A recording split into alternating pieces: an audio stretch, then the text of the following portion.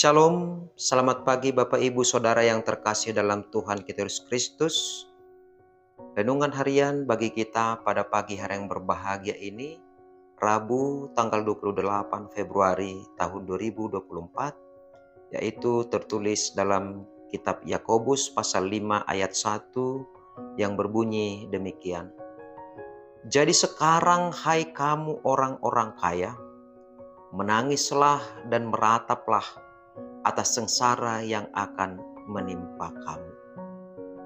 Bapak Ibu Saudara yang terkasih dalam Tuhan Yesus Kristus, yang pertama kita harus memahami bahwasanya Yakobus pada saat itu menegur orang-orang kaya Yahudi pada saat itu yang mengeraskan hatinya, yang tidak mau menerima Yesus, dan yang selalu merasa cukup dengan segala harta kekayaannya, bahwasanya dapat menyelamatkannya dari hukuman yang kekal, dan yang tidak memperdulikan bahwasanya dengan kekayaannya itu sebenarnya bisa mendatangkan kebaikan kepada orang lain, tetapi ternyata dengan kekayaan yang ada padanya, dia justru memeras dan merampas hak-hak pekerja yang bekerja di rumah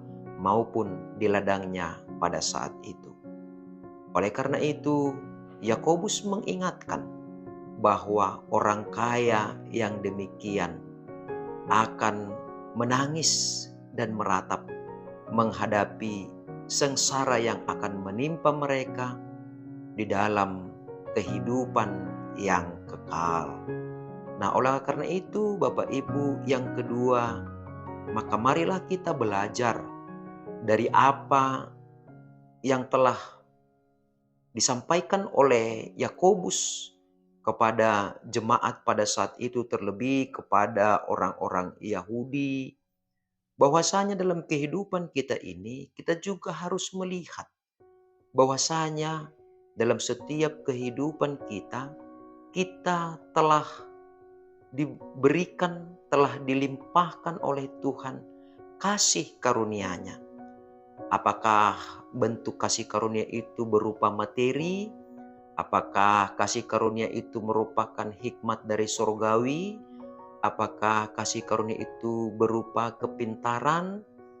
Dan kekayaan yang Tuhan berikan itu adalah merupakan kekayaan kasih Kristus yang melimpahi kehidupan kita.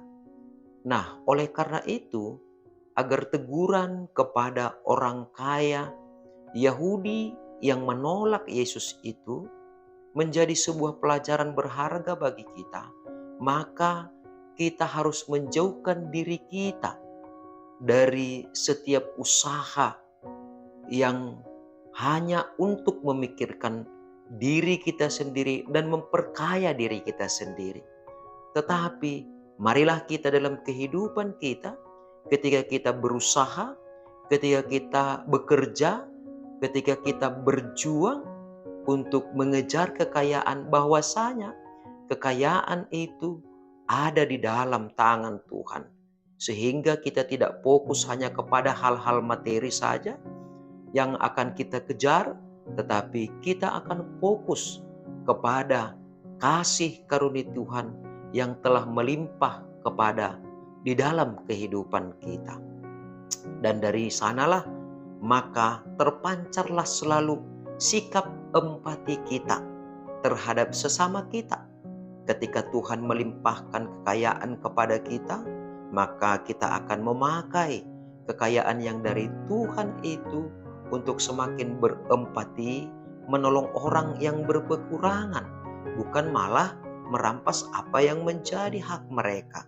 Dan ini juga menjadi kritik bagi setiap orang kaya yang telah menerima Yesus, bahwasanya bukan hanya kekayaan secara materi itu yang terutama, tetapi kekayaan rohani yang telah Tuhan limpahkan di dalam kehidupan kita, itulah juga yang akan menyelimuti kekayaan materi kita, sehingga setiap bentuk kekayaan yang Tuhan berikan akan kita pakai untuk mendatangkan kebaikan bagi sesama kita, bagi masyarakat kita, dimanapun kita berada. Sebab apa? Sebab emas, perak, dan harta kita yang lainnya, ketika penghukuman Tuhan yang kekal itu datang, tidak akan dapat menyelamatkan kita.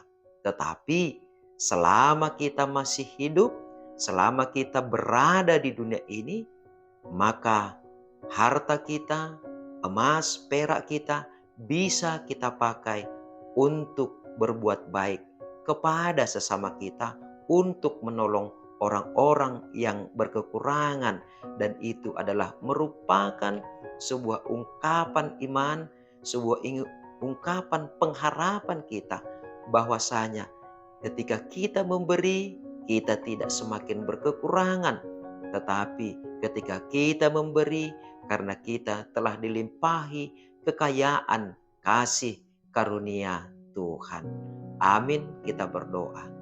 Ajari kami ya Bapa, agar kami selalu dapat memahami firman-Mu yang telah menasihatkan orang-orang kaya Yahudi yang menolak Engkau menjadi juru selamat baginya. Maka kami juga dalam setiap kehidupan kami semakin mengimani bahwasanya yang perlu kami imani, yang perlu kami lakukan adalah untuk menerima dan percaya kepada Tuhan bahwasanya kekayaan apapun yang ada dalam kehidupan kami itu hanya berasal daripada-Mu. Dengan demikianlah maka kekayaan secara rohani, kekayaan secara materi yang Tuhan limpahkan akan mendatangkan kebaikan bagi sesama kami, bagi setiap orang yang hadir dalam kehidupan kami. Terpujilah Tuhan, dalam nama anak-Mu Yesus Kristus, Juru Selamat kami yang hidup. Terimalah kami beserta dengan doa kami. Amin. Selamat pagi, biarlah kiranya kekayaan kasih karunia Tuhan yang telah melimpahi kehidupan kita, maka semakin mendorong dan memotivasi kita untuk mengelola kekayaan yang Tuhan berikan untuk berbuat kebaikan. Begitu juga untuk menolong saudara-saudara kita yang membutuhkan pertolongan dari kita. Kiranya kasih karunia Tuhan yang selalu melimpahi kehidupan kita. Shalom.